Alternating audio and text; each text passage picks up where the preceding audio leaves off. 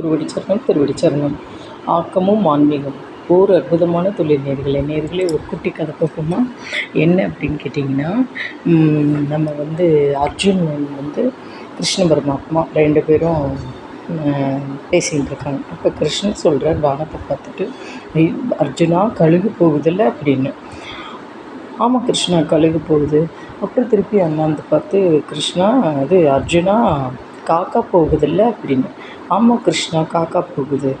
அப்புறம் திருப்பி அண்ணாந்து பார்த்து, அர்ஜுனா குருவி போகுதில்ல அப்படின்னு ஒன்றா சொன்னாராம்.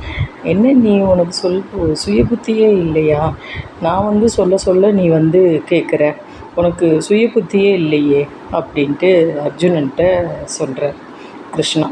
அப்போ அர்ஜுனன் சொல்கிறார், எனக்கு சுய புத்தி இல்லை அப்படி இல்லை கிருஷ்ணா, நீ சொல்கிறது யாருன்னு முதல்ல அந்த நபரை தேர்ந்தெடுத்துக்கணும். எல்லா பேரும் சொல்கிறத நம்ம எப்படி எடுத்துக்கிறோமோ தெரியும். சொல்கிற நபர் நல்ல நபராக இருந்தால் அவள் சொல்கிற பதிலும் கேள்வியும் 2மே போட்டுறணும் அப்படிங்கிறார் அர்ஜுனன்.